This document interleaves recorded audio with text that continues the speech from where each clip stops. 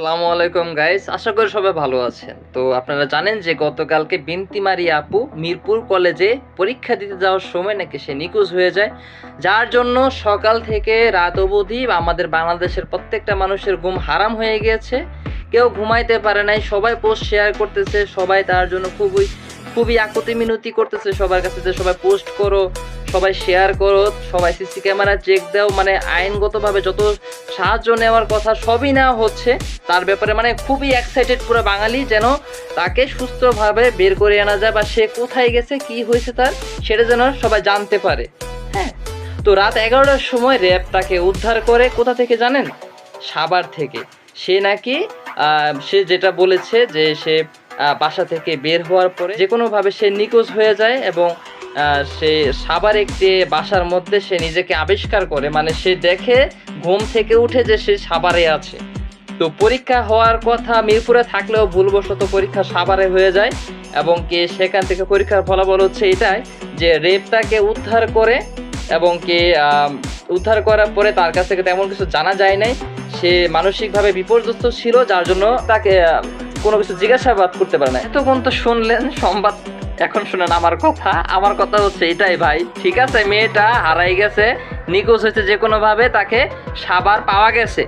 ঠিক আছে, আমার কথা হচ্ছে যে যে সারা বাংলাদেশের মানুষ তার পোস্ট শেয়ার করতেছে, সবাই তাকে উদ্ধার করার জন্য সবাই খুবই চেষ্টা করতেছে, সবাই সিসি ক্যামেরা দেখতেছে, নানানভাবে অনেকভাবে চেষ্টা করতেছে।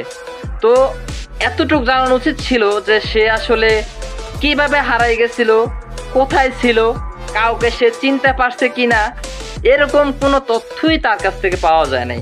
মানে তথ্য এমন পাওয়া গেছে যে সে পালানোর চেষ্টা করছে, তারপরে তার র্যাবের হাতে সে ধরা পড়ছে। তো ভাই আমি এ জায়গায় ক্লিয়ার না। এখনকার নারী জাতি তো অনেক অভিনয় জানে, তার মধ্যে এটাও কোনো অভিনয় আমি জানি না ভাই এটা সত্যি কিনা। তবে আমার যেটা মনে হয়, আমার না শুধু বিশেষজ্ঞদের যেটা মনে হয়, বাংলাদেশ বিশেষজ্ঞদের, যে আপু হয়তোবা মিরপুরে পরীক্ষা দিতে যায় ভুলবশত সাভারে পরীক্ষা দিয়ে ফেলছে। বড় কনফিউশনের বিষয়টা হচ্ছে যখন মেয়েটা হারাই গেছে তখন তাকে নিয়ে 5 মিনিটের কন্টেন্ট বানানো হয়েছে, যখন মেয়েটাকে খুঁজে পাইছে 1 মিনিটের মধ্যে শেষ করে দেওয়া হয়েছে। এত তাড়াহুড়া কিসের? মানে যেখানে সারা বাংলাদেশের মানুষ উদ্বেগ হয়ে আসছিল জিনিসটা জানার জন্য, সেখানে কোনো তথ্যই দেওয়া হয় নাই।